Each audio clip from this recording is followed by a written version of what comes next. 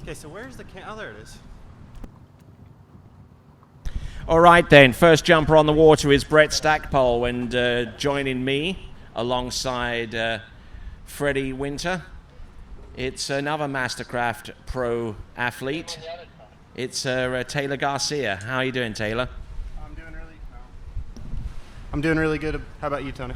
I'm doing pretty good as well. Now, obviously, we talked a little bit about jumping, but then you're talking with a guy that hasn't jumped in ages and someone who hasn't jumped at all. So we might as well bring you on board to kind of get your thoughts and comments here. So, Brett Stackpole, what do you know about him? I know he's up at school in Alabama, and I'm looking forward to watching him jump.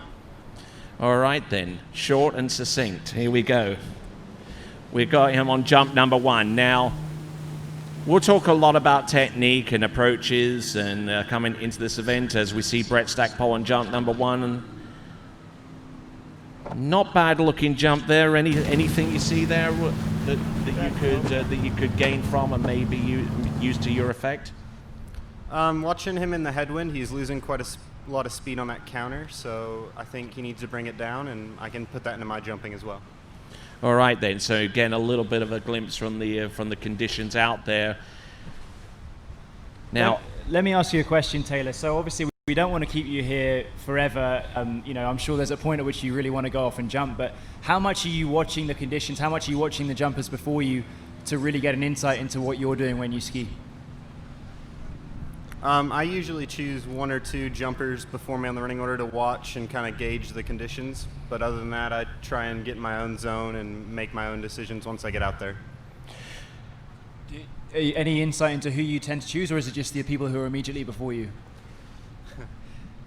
It really depends. Like if Scott Ellis is out there or Freddie by some miracle is in front of me, I definitely watch those 2. But otherwise, I pick and choose on the day.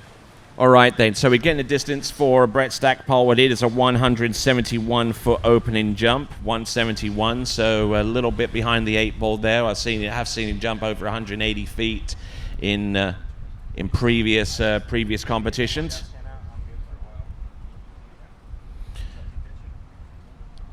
So, Brett Stackpole coming in, 171 on the opener. Jump number 2. I think he's brought this down a little bit to compensate for the fact that there is a pretty stiff head breeze. Now, handle up a little bit high off the turn, and I think he got a little bit strung out a little bit off the turn in towards the jump, and wisely deciding to pass up on that.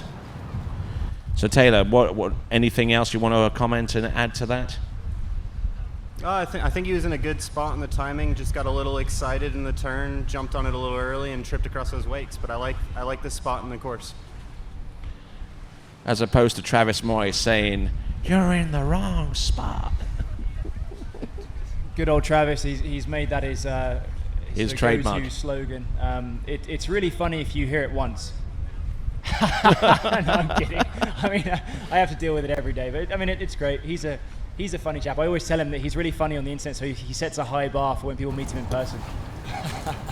Okay, I'm talking about my boss here, so I'm going to get fired. No way. All right, so looks like we've got Jonathan Lutz and Will Roberts on the starting dock having a little bit of a conversation there and probably exchanging what their thoughts on the conditions. So there, Jonathan Lutz getting ready to put those huge jump skis on. I mean, the length of those jump skis have increased,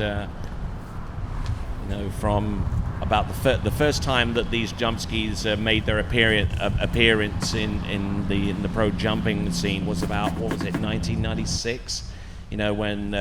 When you had guys such as Jarrett Llewellyn and Brian Swenson and John Swanson come in with, and Jimmy Clooney with these long jump skis, and they didn't spend an awful lot of time getting used to them, and a lot of crashes ensued. But those that could get used to them quickly were able to benefit from them immediately. Here we go. This is Brett Stackpole. Let's see what he's got. Handle up a little high. Oh yeah, beauty of a jump there. Really got that one together. That's definitely further than 171 feet. And definitely had a lot more speed off the turn, and the stability was there as well. So we'll pick it up on the instant replay from the 500 and 600 foot cut buoy, which is the only guidance marker that these jumpers have to determine how late or how early they make that final approach. And Taylor, I mean, what did you see there? To me, that just looked like he got all the pieces together. That was a beautiful jump. I liked where he was in the timing, and he's able to drive all the way through the ramp and get his maximum lift. All right, and good lift off the top that Aaron just floated in for a beautiful landing, and not too sure what the distance is going to be.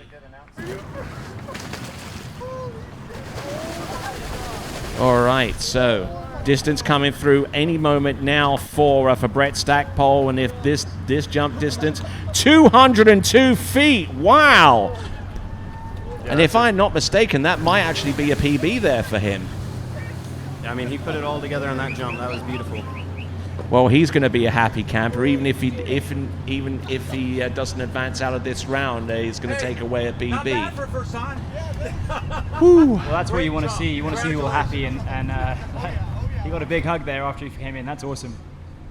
Congrats to him. So I'm going to leave you guys. It's been a real pleasure, Tony. Thank you very much. But I don't know anything about jumps, so I would just only be holding you up. So thank you very much. I'm going to pass over to, I think, Tom Asher, a fellow Brit, just to keep it classy. He's got to get a shirt, apparently. So you got to stick around. I got in trouble for not wearing the proper shirt. Oh. All right, then. So we'll keep Patelli a little while. I mean, it's not very often that I actually have someone here next to me who's actually going to compete in the same men's pro jumping event. So it's nice to have you here. Ah, nice to be here, Tony. Very good. All right, so we've just seen our first competitor put a jump out in excess of 200 feet. Here comes Jonathan Lutz, who has competed in quite a few high-level competitions: Junior US Open, Malibu Open, and a whole bunch of others. Let's see what he's got. Jump number one.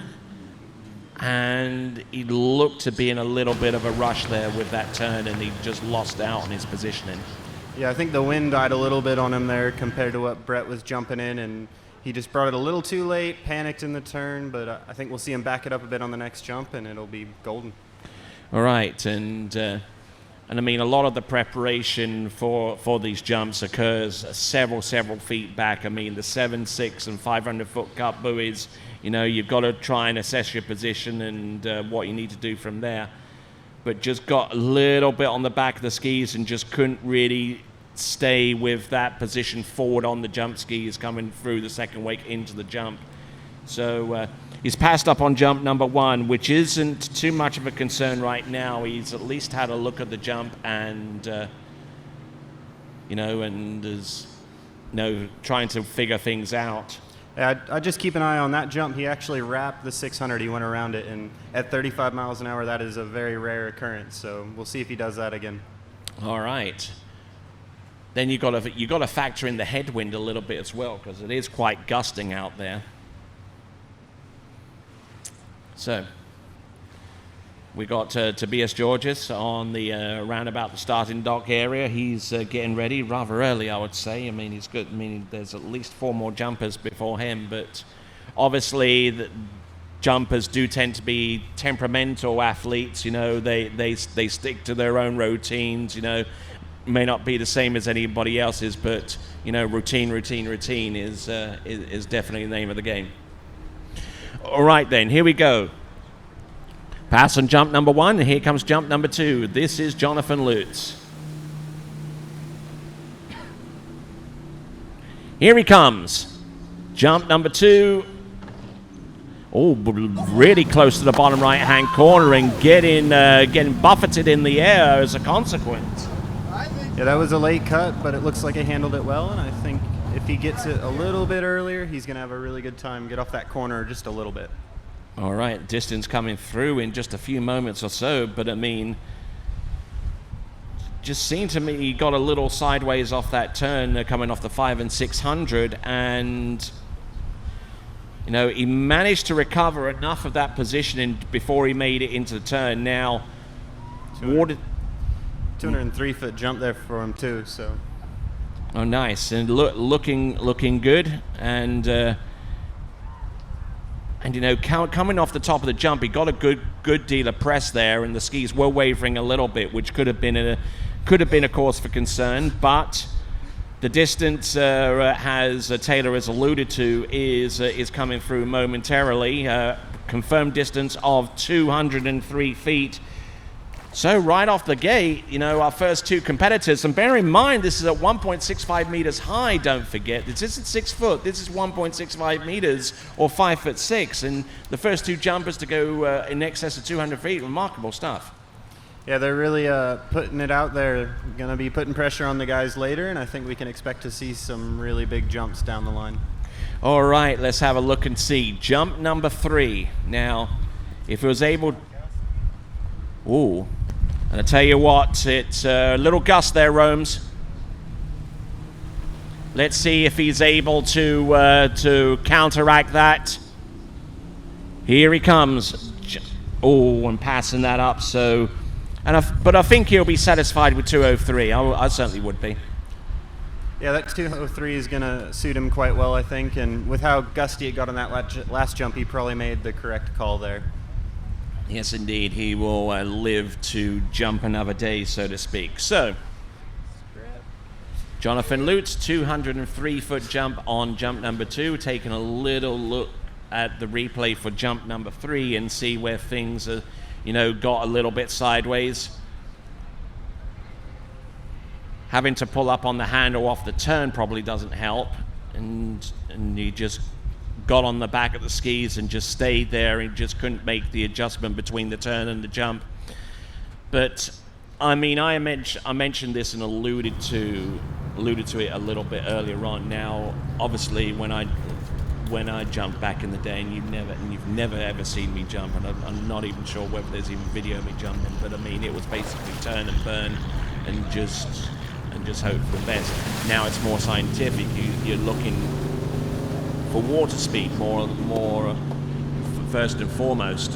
Your feelings on that?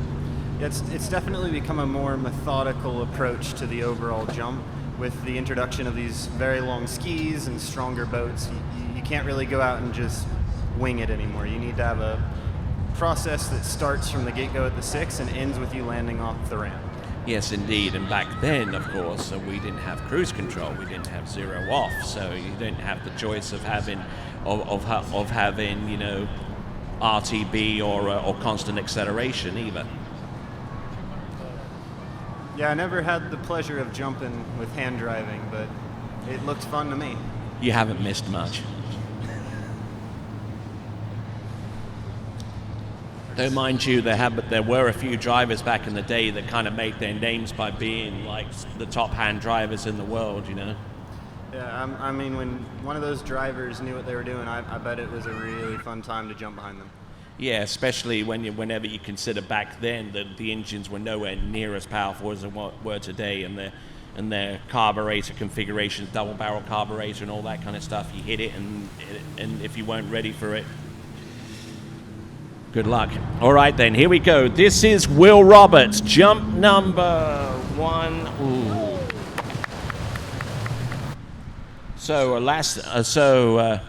this competitor and the previous one starting off their campaigns with passes on jump number 1. I think the wind's a little tricky out there right now, and they're trying to find their timing at the 6. You see him stumbling a little on his countercut, so hopefully he cleans that all up and gets his timing figured out for the second jump. Yeah, and it definitely seems to me that he may have brought that jump in off the 5 and 600 maybe a little bit early, so he's struggling to keep his speed up and to keep those skis light enough to where they can be turned effectively, because obviously being those jump skis, being as long as they are, they contain a lot more surface area of water hitting it, you know. So I mean, if you start to sink with those jump skis, then good luck trying to get that position back. Yeah, if you end up sinking, you've started a tug of war that you're just not going to win with these boats. All right, so William Roberts jumping behind that 6.2 liter MasterCraft towboat, definitely got plenty of grunt in there, and I mean, I alluded earlier about the differences between propellers, 4-blade and 3-blade. The jumpers prefer the 3-blade. Care to comment? I'm pretty sure this one's running a 3-blade, which just is. gives you a little bit more power. 4-blade is definitely amazing for slalom on this boat, and the 3-blade really brings it up to another level of jumping. Yes, indeed, and you've got higher revs, you know. So I mean, if you're hearing a higher engine tone from the boat, then it's probably a good indication of the prop that they're running. And it is a 3-blade here on this 6.2 liter engine. Here we go. This is jump number 2. Whoa! Hey, hey, hey, hey! Would you have taken that jump? Yeah, probably. Should I have taken it? No. There's a lot of moving into the base there. You saw that left ski kind of flapping around, but he got it, and he'll get a score on the books at least. Well, it's even waving on the countercut a little bit. That wind is very, very much present here.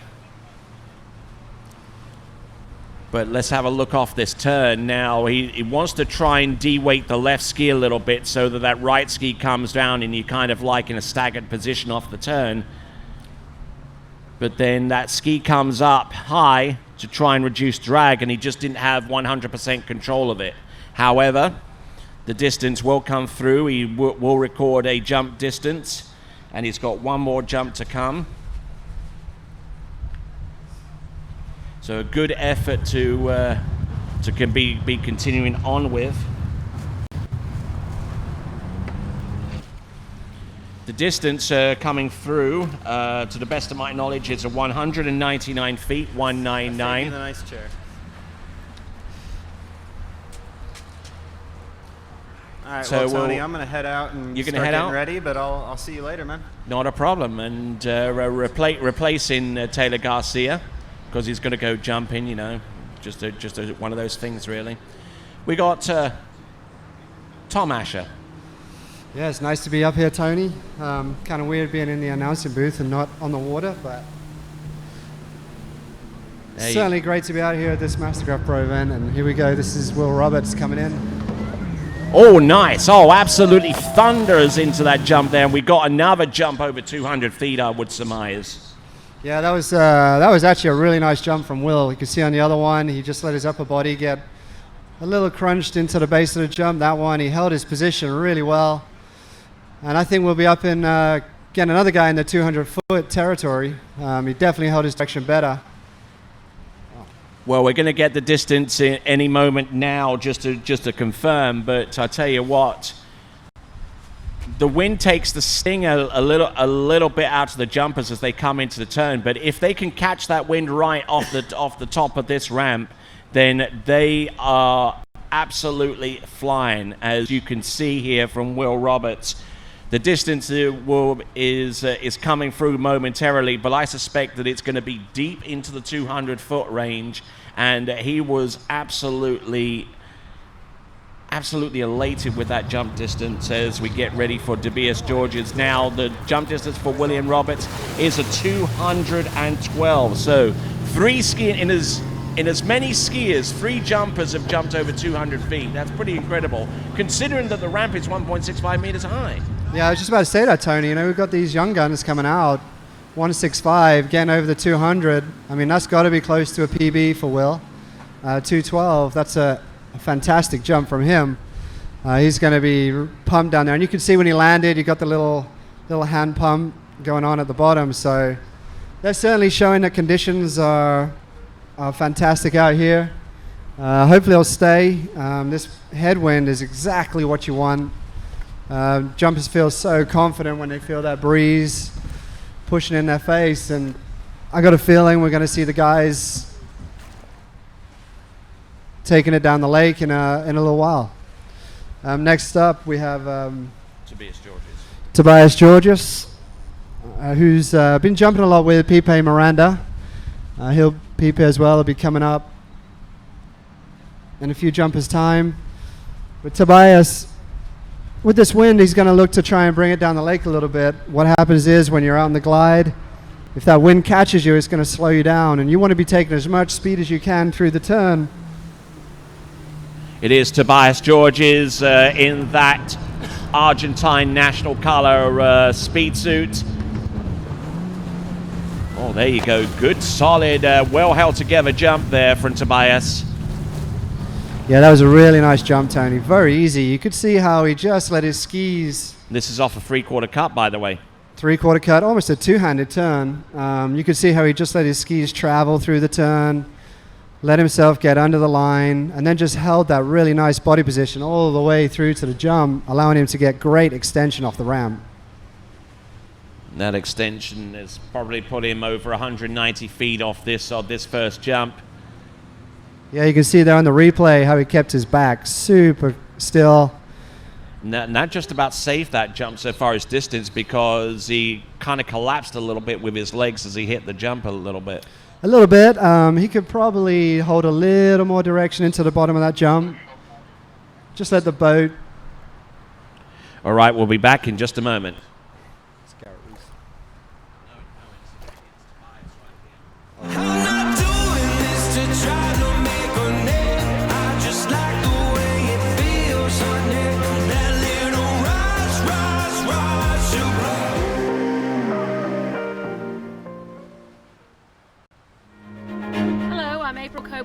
From Coble Water Ski and Wakeboard Camp here in Lillington, North Carolina.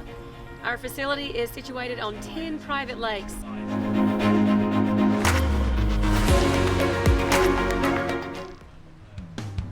It's coming right there.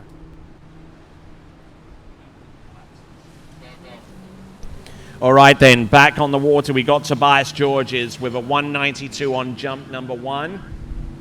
Yeah, here we go, Tony. He's looking strong, really holding that direction. That's a really good extension. Pressed out into that headwind and floated down the lake. That was a good jump. We're going to probably see a little further distance, so maybe say into the 195. Seemed like he was holding position and staying low. When you stay low into the base of the jump, that really allows the boat or you not to fight against the boat, so you can use the boat much more efficiently. And you can see there, he's staying low. Got that extension, really nice pull. You want to get the other side? So it looks like here we may have a little rain delay.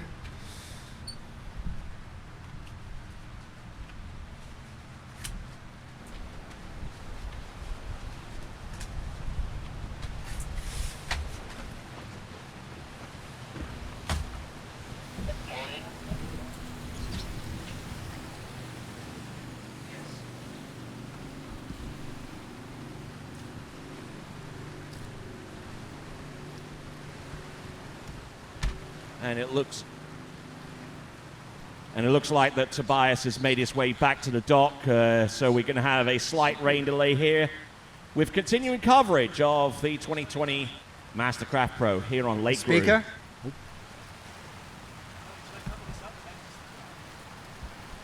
Yeah, cover it. I'm not doing this to try to make a name. I just like the way it feels on it. That little rush you blow.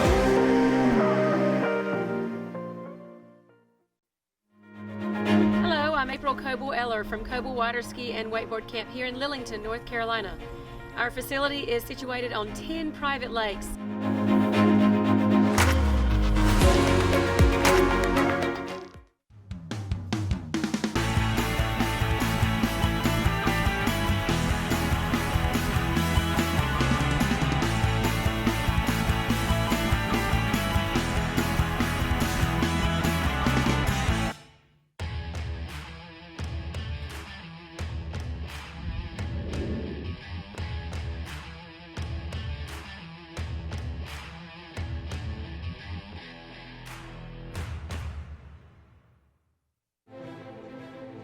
Denali. No hype, just science.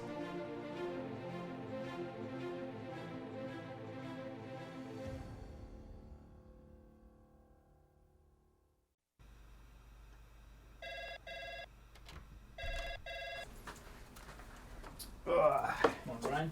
Hey, morning. You have a good weekend? Yeah, got out on the water a couple times. How about you? Yeah, I got to set in. Just gonna make a quick phone call here. Oh, of course. Can you get that, Will? Yeah, man, I got it. Thanks for calling Wake House. This is Will. Yeah, looks like we've got those in stock.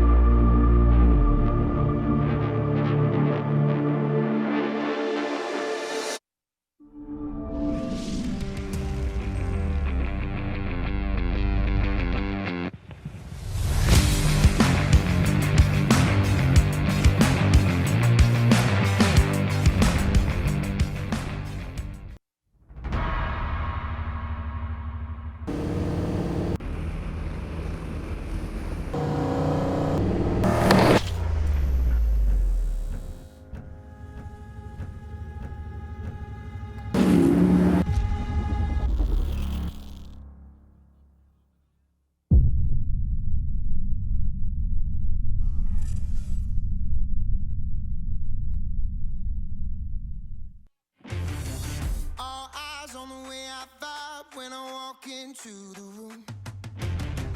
Wind blows underneath the soles of my brand new pair of shoes. I got the attention. I'm on a mission. No sweat in the way I step. I got a fresh.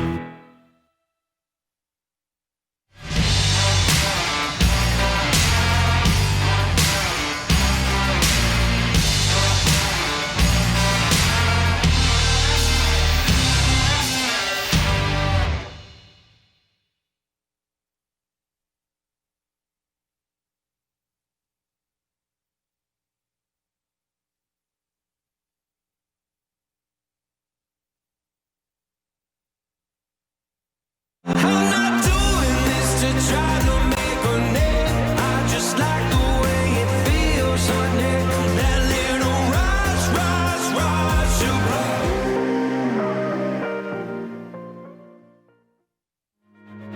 Hello, I'm April Coble Eller from Coble Water Ski and Wakeboard Camp here in Lillington, North Carolina. Our facility is situated on 10 private lakes.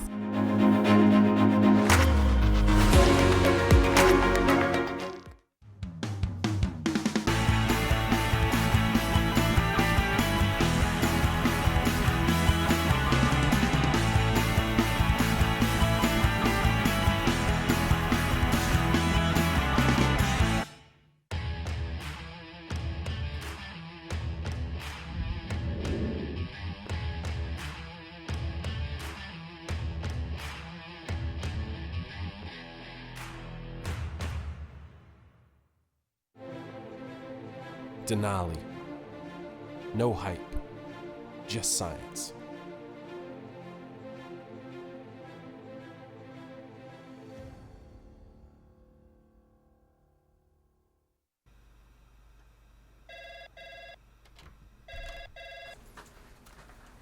Morning, Brian.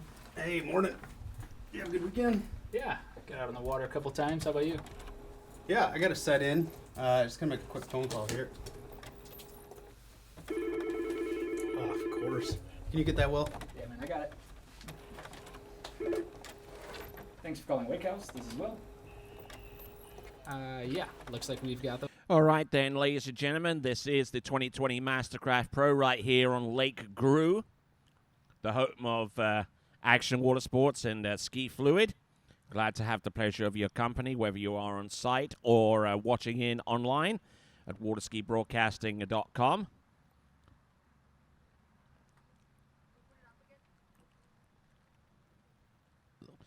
So for those of you just tuned in, we're currently in a little bit of a rain delay right now as to look at various views of our facility at the moment.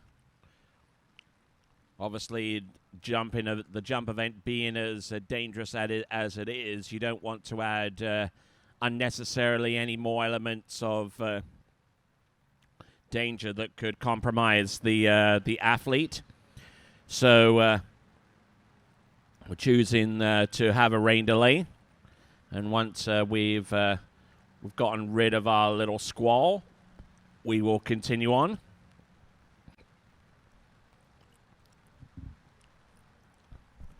So for those of you that were checking in so far as our scores are concerned, let me tell you that that in the lead in the jump event as it stands right now with a 212-foot jump is Will Roberts, followed by Jonathan Lutz, then Brett Stackpole and Tobias Georges, who jumped 192 and 197.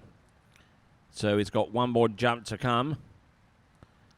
And depending on how long this rain delay lasts for, he could well have a non-scoring preparation jump. But we'll see how things pan out as we continue on with the MasterCraft Pro for 2020 here at Lake Gru.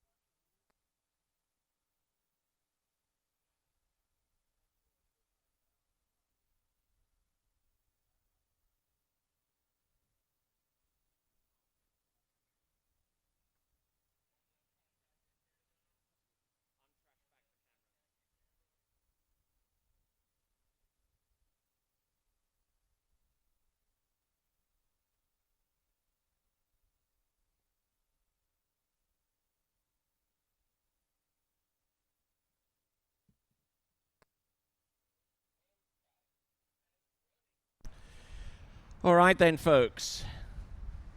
Looks like we're back, and we're about to get things up and rolling again.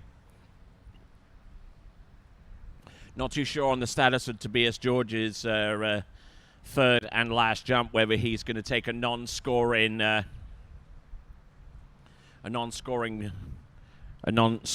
jump before he goes into his third and last.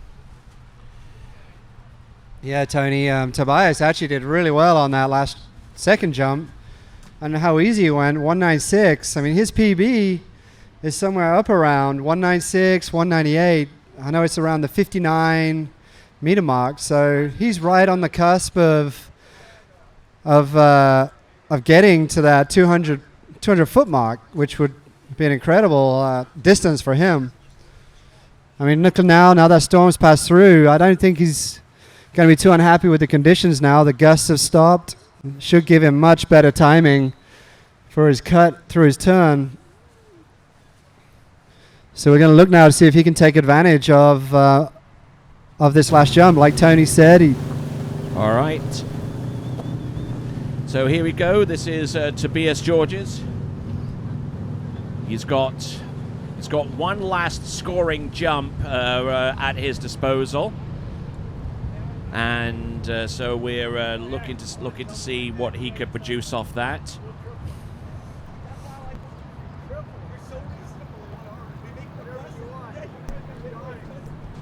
All right, so we got Tobias George's from Argentina. Now, worth mentioning at this point that Garrett Reese and Blaze Grubbs were two competitors that were slated to jump before him. Now, I don't know whether they decided to take a pass on jumping in this round, or even jumping in this competition full stop, because the jumping competition, the two elimination rounds are back to back, so so they're not really essentially waiting for tomorrow. And as I alluded to, Tobias George's is taking a warm-up, non-scoring jump. yeah, you're seeing Tobias coming now.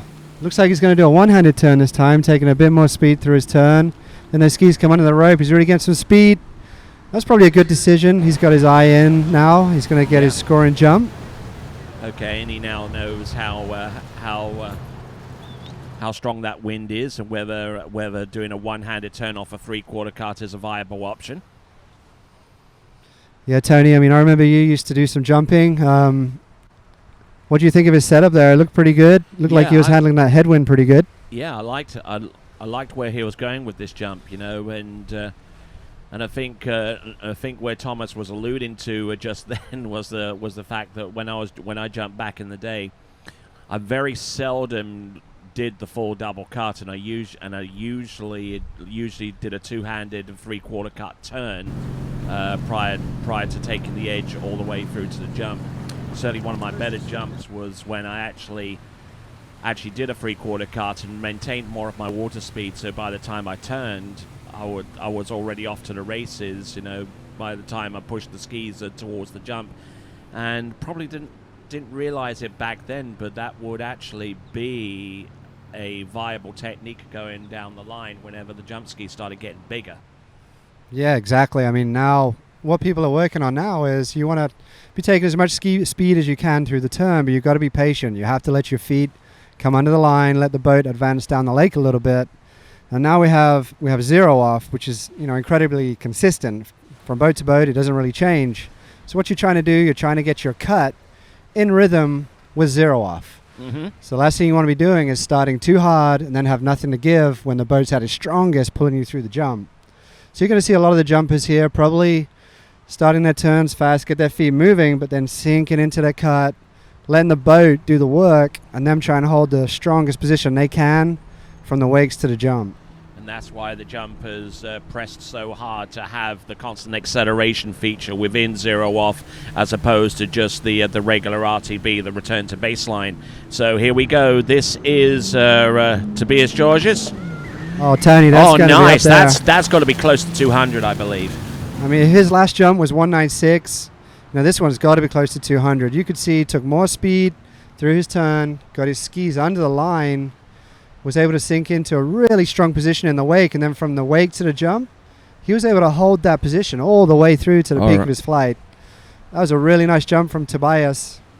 Wouldn't be surprising to see a 200-foot jump pop up on that display right now. All right, so we're gonna get the we're gonna get the official distance soon, and I will mention this in metric as well, because I'm sure he's got some folks in Buenos Aires somewhere that will be relieved to hear the distance coming through any moment.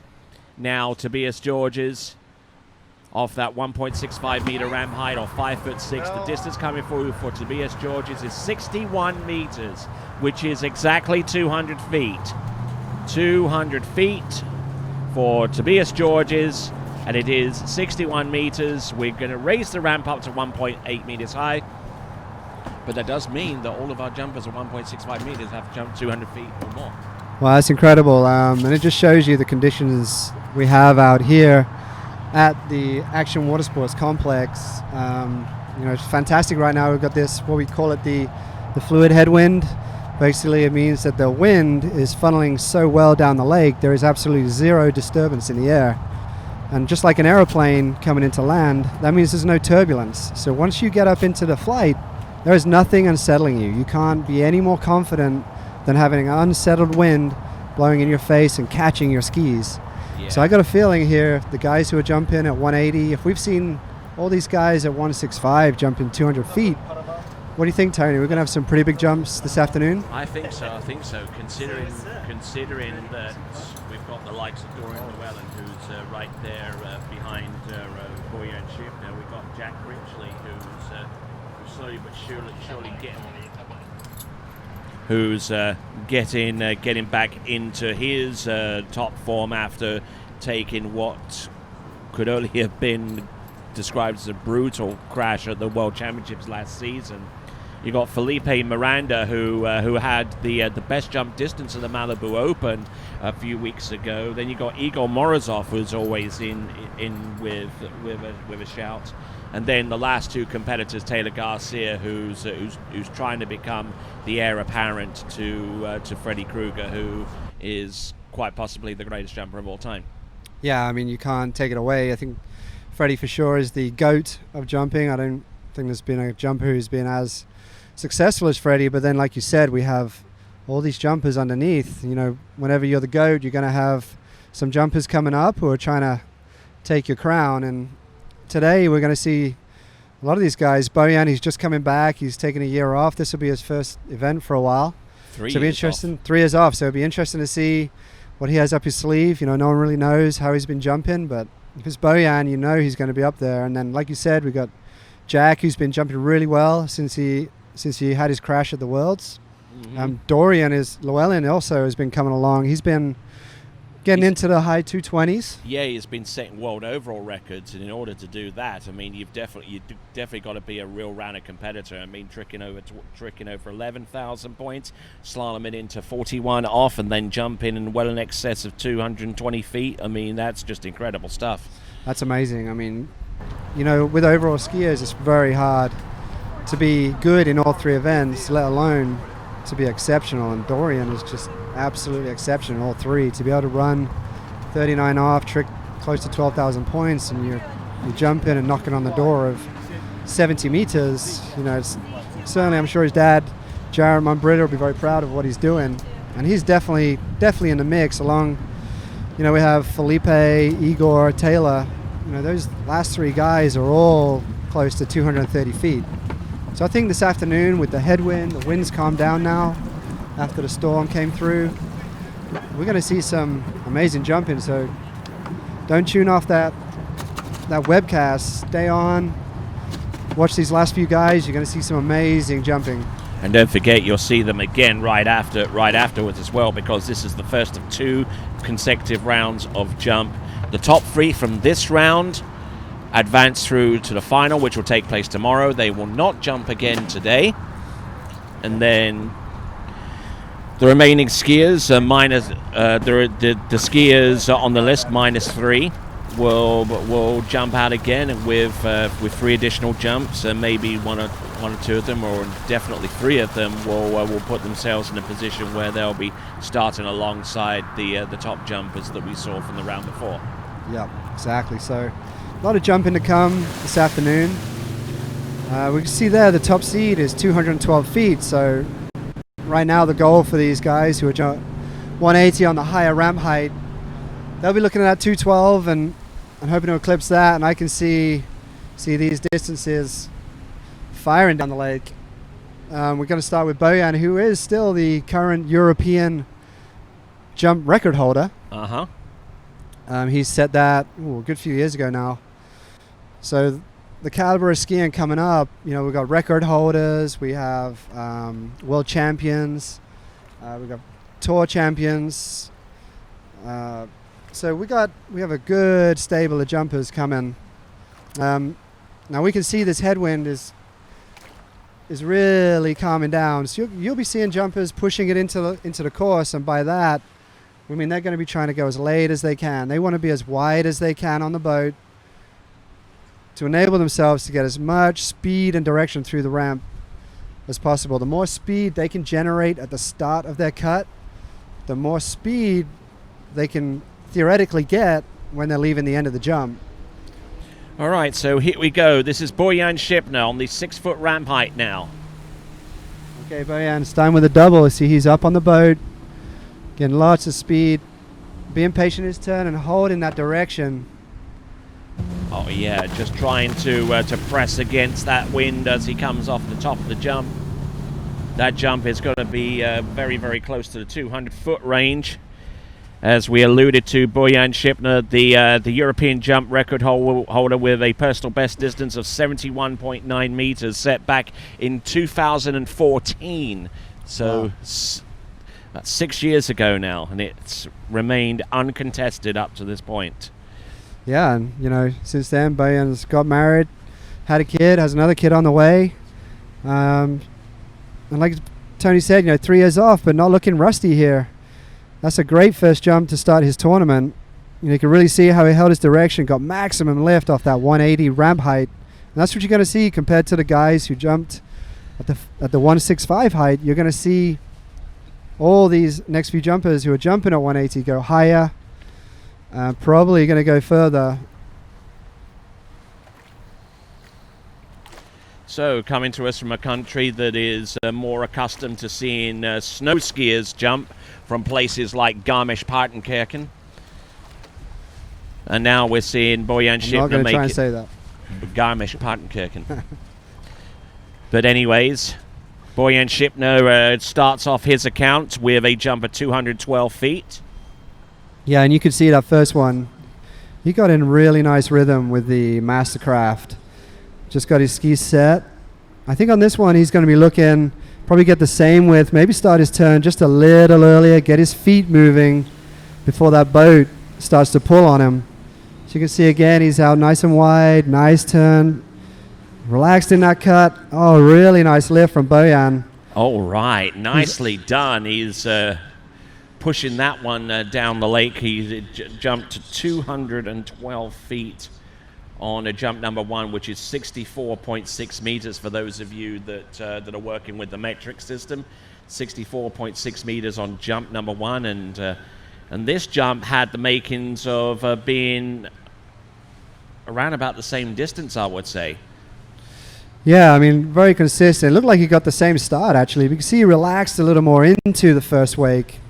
When you relax into the first wake like that, you're able to hold your position, be a lot stronger off the second wake into the base of the jump. If you can really hold that from the second wake almost to the peak of your flight, that's where you're going to get all your distance from. And you can see that from Bojan. He may be a little bit of a crush on the ramp, just lost a bit of distance. But again, you see just a little bit behind the leader with a 211-foot jump. Yeah, 211 feet. So his best jump distance, according to our scoring, is 212 feet, just marginally further. It's basically 64.6 versus 64.3. So yeah, that was and in terms of distance, so far as the competition goes, his jump at 212 feet is actually the same metric jump distance as Will Roberts, who jumped that same distance on a lower ramp height. Well, it just shows you how well Will did on his set. So we've got Bojan coming in a little faster through his turn. He's a little later. Oh, just missed the ramp. And he knows it too. He does. You can see he just got a little strong with his leg, lost his shoulders a bit. So he didn't quite have the balance he needed to get all the potential through the jump. So I think Bojan, though, having been off for a few years, he'll be pretty happy with 212. Well, I would be. 212 feet, I'll take that every day and twice on Sunday. This is true. Yeah, it's all easy for us to sit down here, we're sat here saying, oh, do this, do that, go a little later, turn a little faster. But when you've got that big red wall looking at you, I can tell you it's a scary angle to look at. As it starts closing off, you start seeing less red and maybe a little more white from the side curtain. It's up to the jumper then, it's up to them how much they want to hold through the jump.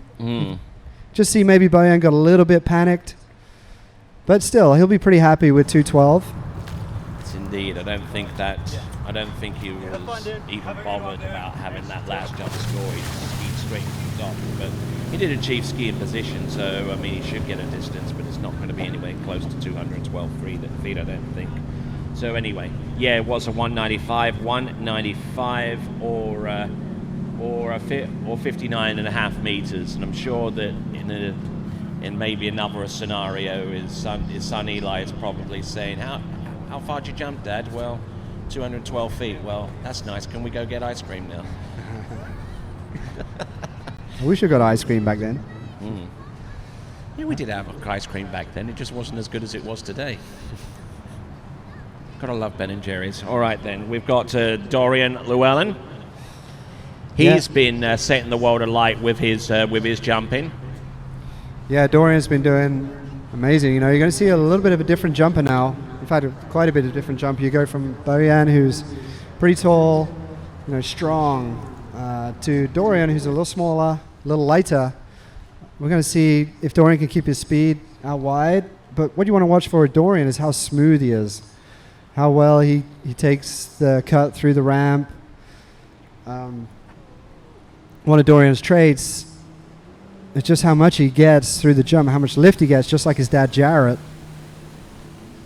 So we see Dorian coming in, a little bit of a slower turn than Bojan. Still staying low. Oh, again, a really nice lift off the top of the jump. That's got to be up around that 212. But he came off the handle a little bit early with that left hand. I mean, that hand was right off the handle before he even hit the top of the jump. So I don't know whether he took in just a little bit too much pressure off the turn and just couldn't hold the balance of it through to the jump. We'll take a look and see on our instant replay here. Yeah, so here we go. You can see he's out nice and wide. Maybe just slowing down a bit, feeling out the wind. Looked like he got nice and set into the first wake. Came through the wakes pretty nice.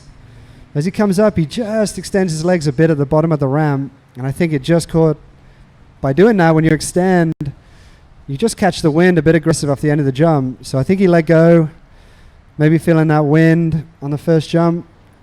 I'm sure his next one, if he can stay a little lower through the base of the jump and hold his direction up to the peak of his flight, like you said, Tony, hold on with that left hand for a little longer, he's probably going to get at least another 10 feet down the lake. So 63.1 meters for those of you north of the border that are looking in on these jumps and want to know what the metric distance is. It's 63.1 meters, but in feet and inches, in old money, it's 207 feet. Yeah, that was a pretty easy jump for Dorian, 207. As you alluded to, Tony, there's definitely a couple of changes he can make to get a lot more distance. I think this year's PB is around the 227. So here we come. This time he's brought it down on the 6, so he's going to be later in his turn. Then that boat moved down the lake. It's a really nice cut.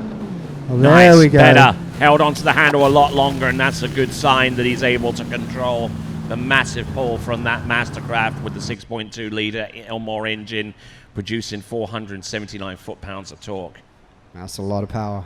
You can tell he used all of that on that jump.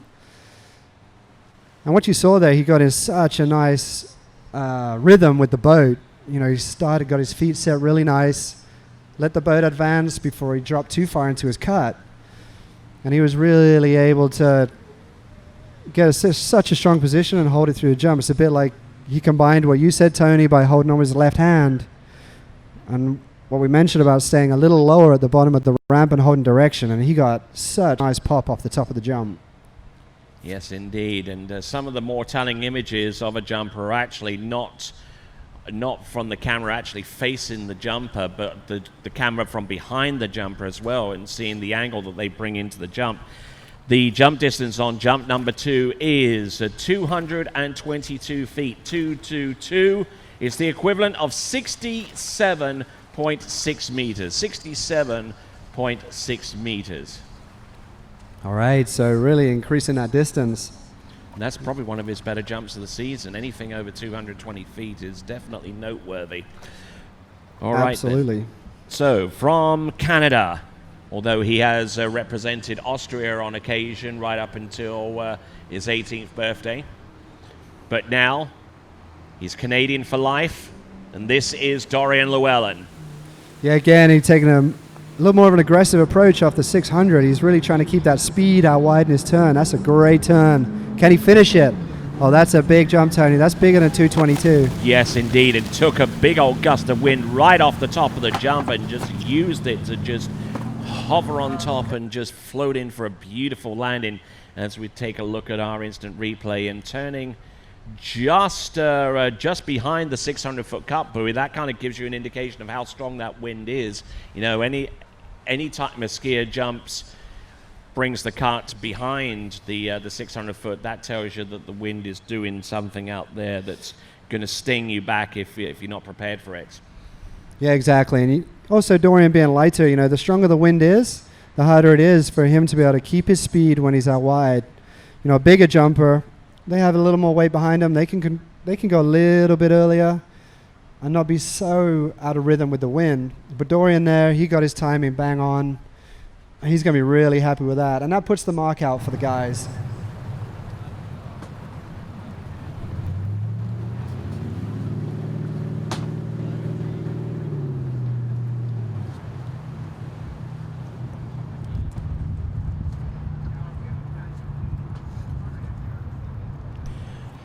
Okay, so that jump there from Dorian Llewellyn, 221 feet, 221.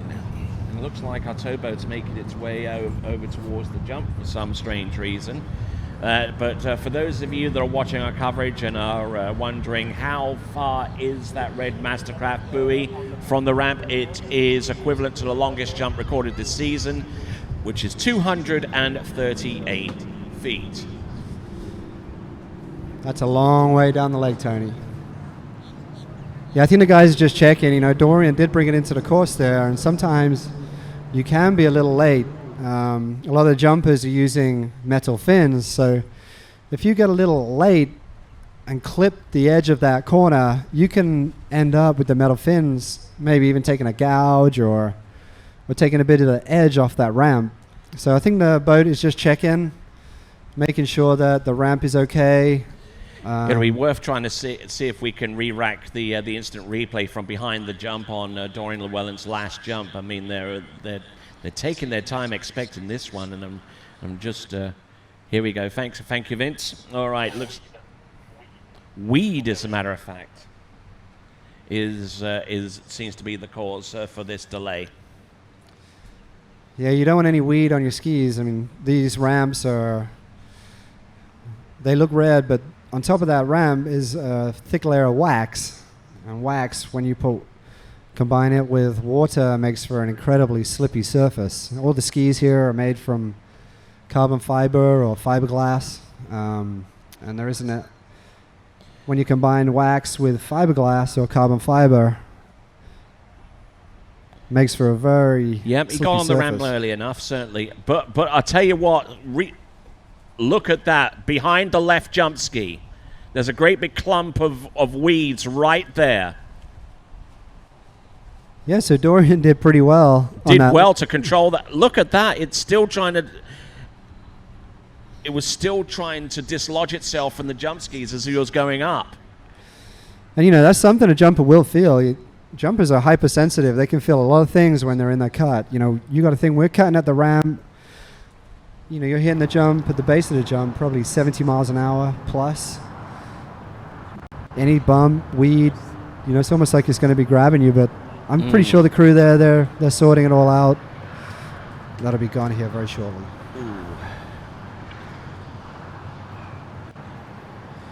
Tony. Well, that's the advantage of having the instant replay, because we wouldn't have picked it up with the naked eye as it was rolling at 100%. But there was definitely a huge clump of weeds at the bottom of Dorian Llewellyn's left jump ski. And I don't know how much that's going to phase our jumpers on dockside. I see two of them right now. There's Jack Critchley about to take to the water, and alongside him Pipe Miranda from Great Britain and Chile, respectively.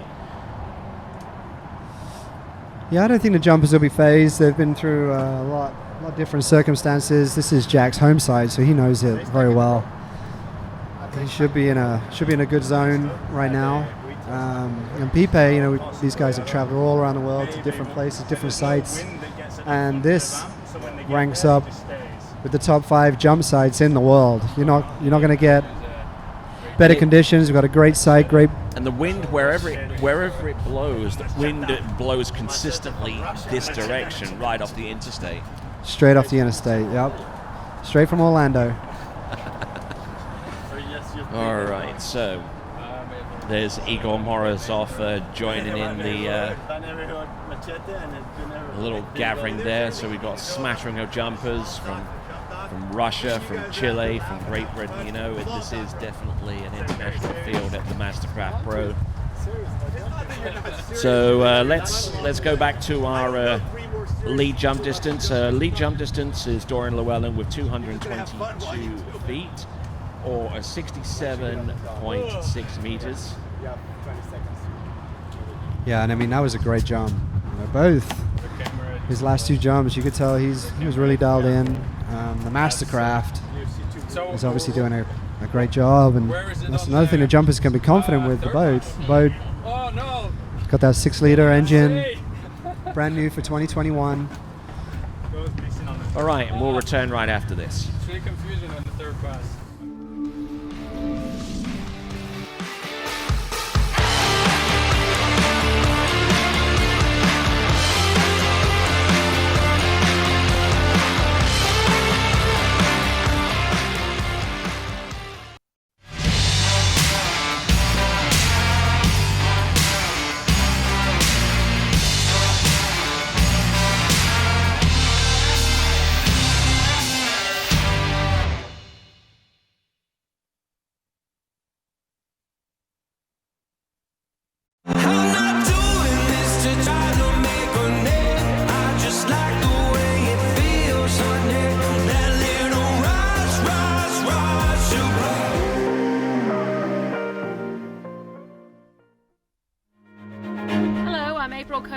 From Coble Water Ski and Wakeboard Camp here in Lillington, North Carolina.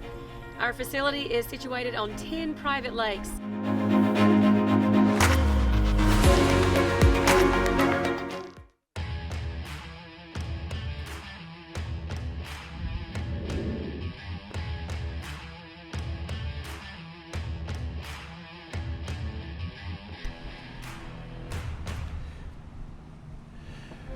All right. Denali.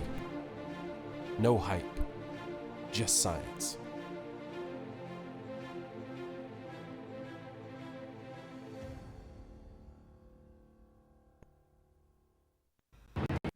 All right, then, returning to the action here at the 2020 MasterCraft Pro. Our jumper on the water is none other than Jack Critchley. Now, someone who knows him pretty darn well, so far as his talents go, is sitting right next to me, Mr. Tom Asher. So what do you know about Jack Critchley that you would like people to know about? Well, I know he's strong as an ox. He's got a good head on him. And he's You know, we've known him for a long time. He's, you know, from a kid, he's always had great balance. He's just an all-round athlete. I think what you're going to see a guy who's pretty aggressive. He's going to probably go pretty late. As you can see there, he's already around the 6, holding good direction out wide. You know, gets his feet moving nice through the turn in a good, strong position. Maybe just a little bit of a lean into the base of the ramp. Just lost his feet right before he hit the jump. Wasn't quite able to get full connection. And just trying to maintain his width there on the 600-foot cut buoy, and actually turns in front of it rather than behind it.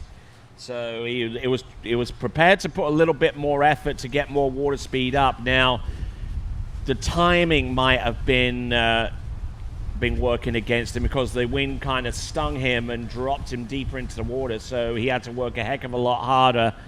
And when that boat gets on you, it ain't holding back. No, exactly. And it actually looked like he got in a strong position into the first wake. I think he just got popped up a little bit behind the boat. Anytime you kind of start to come up behind the boat and into the ramp, you're going to start losing that fight between the boat. You don't want to lose that fight. So I think if he can hold direction here behind the boat, take his direction through the jump, stay in that low position, and hold that power all the way in to the base of the ramp, we're going to be seeing a jump. I mean, he lost his feet on that first one, but that was still 219 feet. Yes, indeed. And that's the equivalent to 66.8 meters, 66.8 meters, or 219 feet. All right, so what does Jack Critchley do next? Well, I think you're going to see him make an adjustment a little bit, maybe a little bit later at the 6. I think this time we're going to see him maybe get into that first wake and hold position so he doesn't get popped up and he can hold direction a lot better through the jump. Here he comes, jump number 2, carrying a little bit more water speed this time, but that had ugly written all over it. Yeah, I mean, I don't know if you can notice how hard he started. You know, anytime you're starting hard like that, you got to be able to hold it. If you're going to start hard in the turn, you've got to finish harder through the jump. So I think if he could maybe get in the same spot, but just maybe not panic so much, just try and let his feet come through, let the boat move down the lake a bit more as he completes his turn, he's going to get a much more efficient cut anyway. Let's see what he's got. Distance-wise, the distance should be coming through any moment now. Handle up a little bit high, but still managing to get into a halfway decent position. But coming off the top there, just everything was on his left ski coming off the top, and that's never a good place to be. No, and you can just see a little bit, just from that hard start, his left shoulder was a lot lower than his right shoulder, so he ended up a bit imbalanced. I think you're going to see him make an adjustment here. He's maybe going to just get the same spot in the turn, not panic.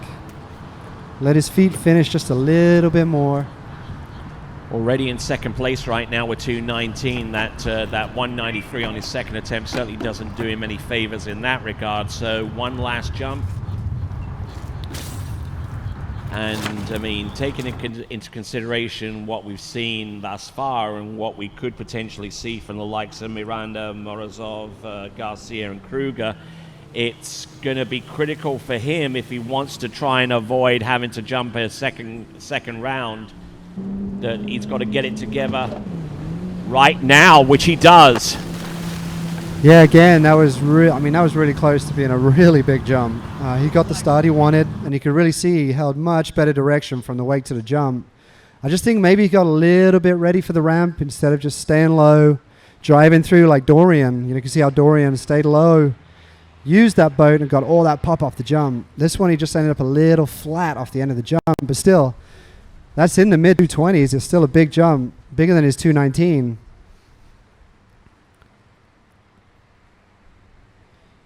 You can see they're holding much better direction. He just lost that shoulder a little bit. Wasn't able to get full extension through the top of the jump. But still a nice jump. I think he's going to be pretty happy with that first round. We'll get the distance in any moment now for Jack Critchley. Best jump up to this point has been 66.8 meters, 219 feet, and he comes back with a jump distance also of 219 feet, which consolidates his second place position. Now, that was 67.8 meters, 67.7 meters on the last jump, so his first jump at 219 is marginally further by like 10 centimeters. So consistent between jumps 1 and 3, as we now bring on Pipe Miranda.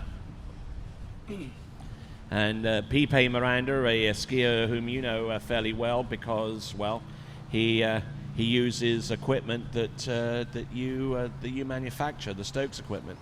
Yeah, Pipe, he's one of our sponsored skiers through Stokes. He's been on an absolute tear lately. I think last weekend, or a few weeks ago, or a month ago, he got second at the Pro event, Malibu Open.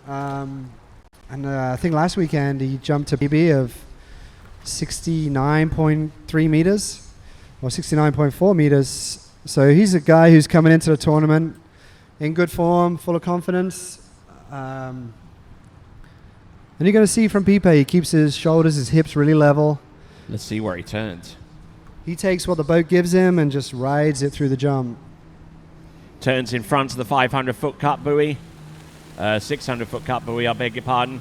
So now he's waiting for that moment. It's light on the skis. Let's see what he's got here. Oh, laid an egg on that one. Yeah, it looked like he was maybe a little early. Couldn't quite hold the direction he wanted and kind of ended up, we say, pulled the trigger at the bottom of the ramp, which is basically you pulled your arms in, which makes your feet shift in front of you.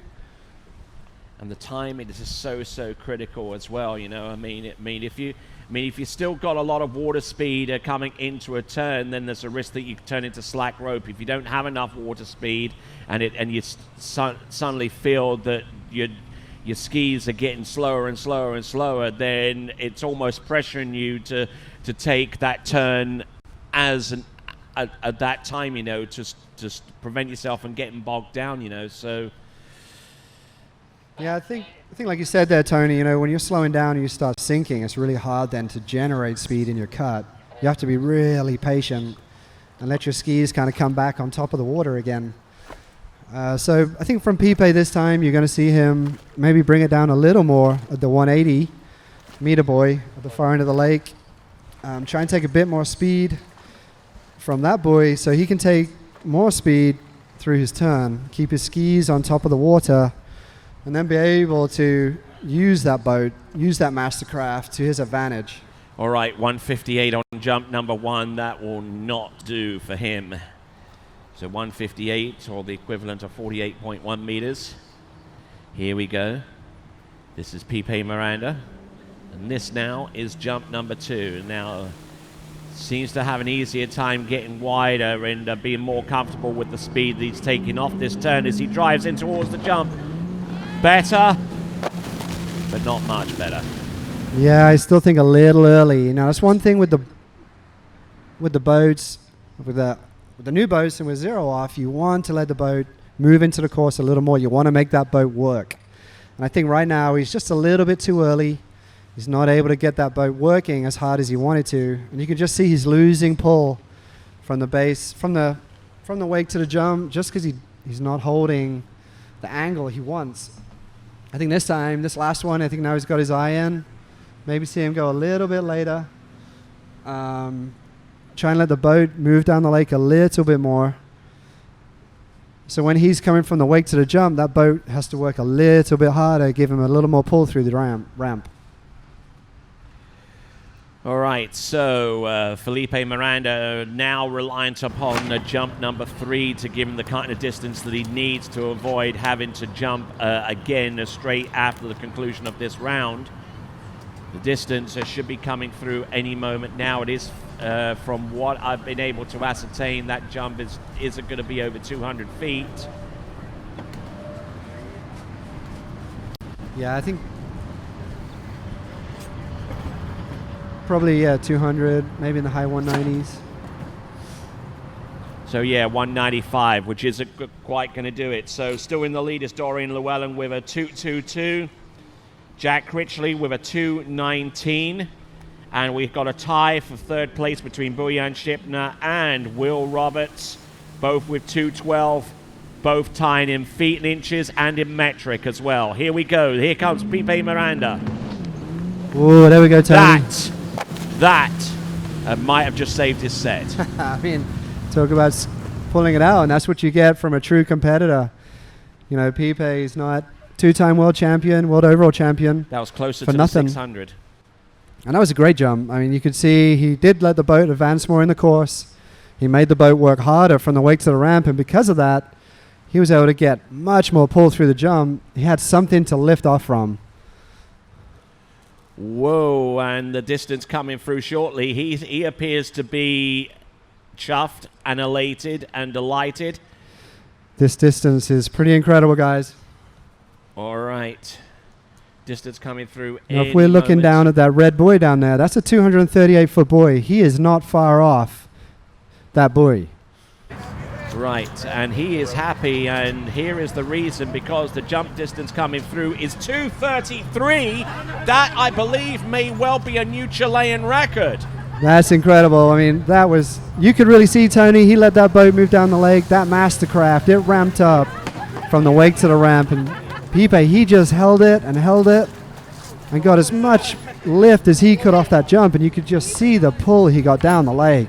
There might even be a Latin American record too, if it's a Chilean record, and the two best jumpers on that come from Chile. Well, you can make all the assumption in the world. And you can. I mean, I was joking with Pipe the other day that, you know, he did a PB 69.4. I'm like, oh man, you're 0.1 off my PB 69.5. So I don't know if that little fire under his butt and got him going. But man, that was an exceptional jump from Pipe. First time over 230 feet. And 233 feet. I mean, yeah, that's 71.1 meters for those of you in our countries that rely upon the metric system for jump distances.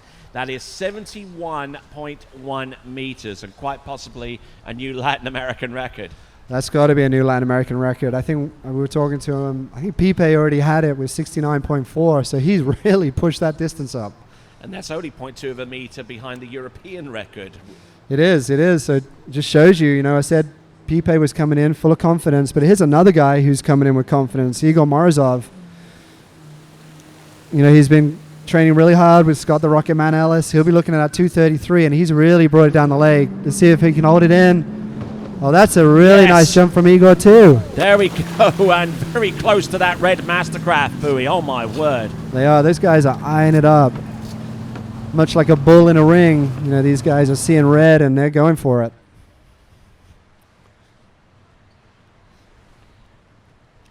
But that's, you know, that's got to be up and around high 220s. I mean, he got such good pull into the base of the jump. He got speed in his turn. Anytime you see in those two things, you're almost guaranteed to be getting a jump that's getting down the lake. Right, let's have a look and see. Yeah. We're going to get the distance any moment now as we look at dockside and see Freddy Krueger getting ready for his jumps. He's a little early on that one. And Igor Morozov looking a little early coming into the ramp on that jump, but he's still got quite a good amount of that effort going in the right direction.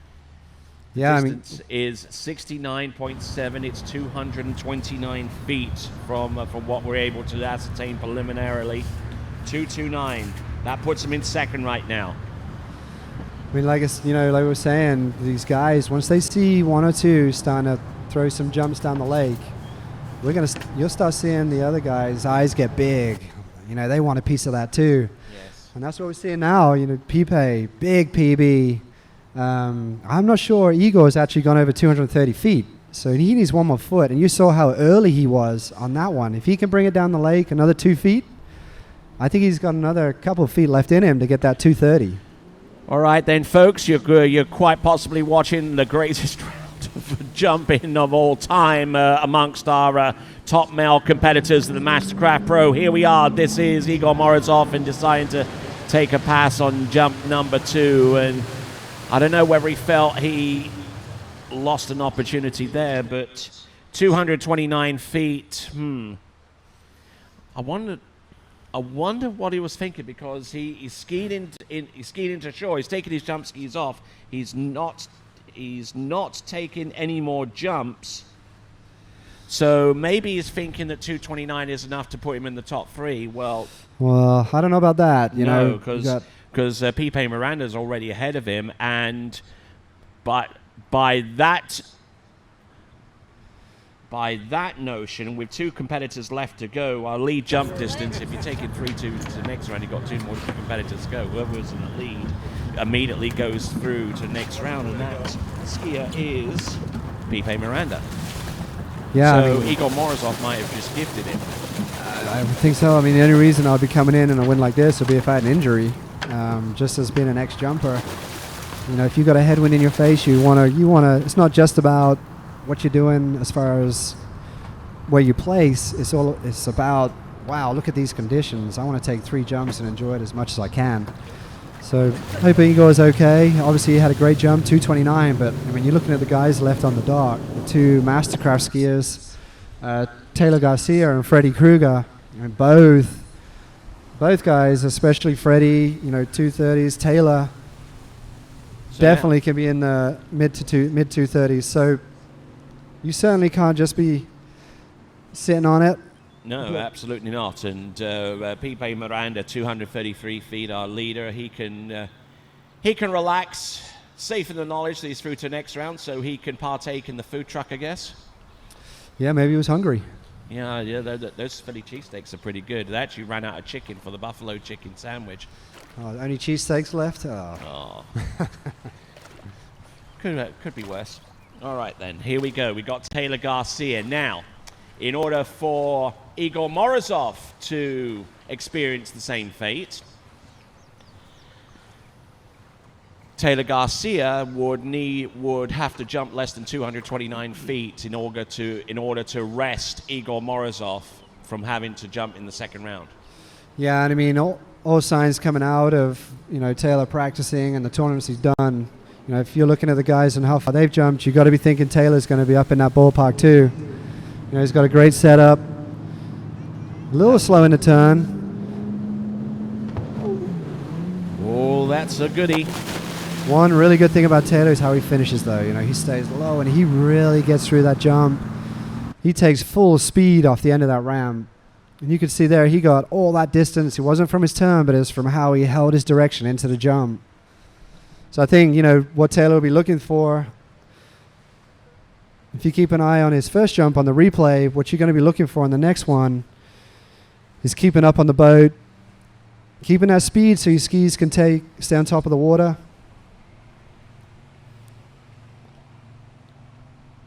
And then just hold it, you know. A really nice opening jump, though. You can see most of these jumpers are going to be getting that eye in on the first jump. They're going to be wanting to feel the conditions, see what the wind is, get the timing. Usually, the second or third jump is when the jumpers are going to start really putting out the big distances. Right, and the distance coming through momentarily for Taylor Garcia, 219. Now the major question is with that jump, we've had one other jump, maybe one other jump at 219 feet. That's Jack Critchley. On his first jump, I think it was like, what was it? 66.8. Well, I could tell you that jump there from Taylor Garcia, 61.9 meters, 219 feet. He has the upper hand over Jack Critchley. Okay, so that bumps him up. Where's he in now? Third? But again, I mean, 219, but it was so easy. You know, if he can get the start and finish strong like he did then, we're going to see a jump way down the lake. He's got the turn this time. If he can hold it through the jump. Oh, there it is, Tony. That's a big jump. There we go. Nicely done. Again, a really nice jump. I still, you know, a little bit more down the lake. But that's got to have put him up in those high 220s. Certainly biting at Igor. You can just see that the MasterCraft boat just runs a little bit too far ahead as he's slowing down. If he can just take that little more speed in the turn, sink into that cut. Cleared the wakes really nice. And super extension off the ramp. You know, this could be bigger than what we thought, just because it looked easy. Exactly. Just a quick correction. Jack Critchley jumped 222 on his final jump, which was 67.7 meters, and he is currently in third spot. Now, distance coming through for Taylor Garcia should be available momentarily, and it is a distance that is going to be, from what I'm hearing, it's exactly the same as jump number 1. And if that is indeed the case, it is 219 or 67.9 meters. So yeah, Tony, there's definitely a couple of adjustments Taylor can make. You know, he's got the potential to be going 230. And I think we're going to be seeing that now. All right, so the jump distance so far, 2 identical jumps of 219 feet or 66.9 meters. This time he's got the speed. Getting a little bit of a hole, but he's coming through. He's driving through that jump. Nice. But is it big enough? Is it going to be big enough to unseat Igor Morozov in order to make it through to the next round of the competition without needing to jump a second round? I don't know, Tony. You see, just a little bit early again. It's like he just couldn't quite get his timing right off the 6, and then just a little bit early for his turn. See, he really tried to hold direction through the jump, but just too much load from the boat. He got pulled up a bit at the base of the ramp and just missed his kick. All right, so distance coming through any moment now. A little early. It came off the left-hand side of the jump. Yeah, and you can almost see there, you know, just because he was a little early, he wasn't able to drive across the ramp as much as he would like, therefore not getting all of that power from the MasterCraft. He'll be maybe a little disappointed, but sometimes. Okay, that is 216. So that decision by Igor Morozov to come in off effectively one jump actually was, in retrospect, a wise decision. Yeah, I mean, Igor, he's been jumping a bit, but not a massive amount. You know, recently he became a dad, so, you know, a few priority changes in his life. I'm sure that maybe he's just resting and keeping it, but yeah, I mean, obviously he was pretty confident. I mean, that's a big jump for Igor. I don't know if that's up around his PB, but it'll be really close. Maybe just thought that was it. He would save himself either for the second round or for tomorrow. All right, then, just to re-emphasize the correction that I made on the third and last jump for Jack Critchley, it was a 222 or 67.7 meters. That currently puts him in third, and that is the target distance that our last competitor has to aim for to jump in excess of to make it through to the next round of the competition without needing to go into the repechage round. Our last jumper, none other than Freddy the Nightmare Krueger. Yeah, I mean, Freddy's almost house money. He's just so dialed in, always has been for a long time. Probably one of the most balanced jumpers we've ever had in our sport, ever. So I think we're going to see from Freddy, you're going to see him really get in rhythm with the boat. You know, doing a MasterCraft team skier for many years, knows the boat hands down. It's a really nice turn, keeping light in his skis, holding direction. Just missed his kick a little bit at the base, but it's still a really nice jump. Really nice opening jump from Freddy. Good. And we'll see if that jump is in excess of 222 feet. Freddy Krueger has been this kind of jumper for so many years. I mean, he's part of Team MasterCraft, and he's also on the R&D development teams for Zero Off and also for OJ Props as well. You know, so if there is one person out there that knows how important it is to be dialed in with all of the elements that it takes to be a successful jumper, it's this man right here, Freddy Krueger. And certainly taking in a lot of heat, good extension off the top of the jump, and floats in for a wonderful landing. The distance coming through any moment now, if it's anything over 122 feet or moreover anything over 67.7 meters, it would advance him through. But at this time, he's got some work to do. It's 215 feet. 215 feet for Freddy Krueger, which is good enough at this time to put him in 6th place. Yeah, I mean, he's got some big jumps to come. 222, 229, 233.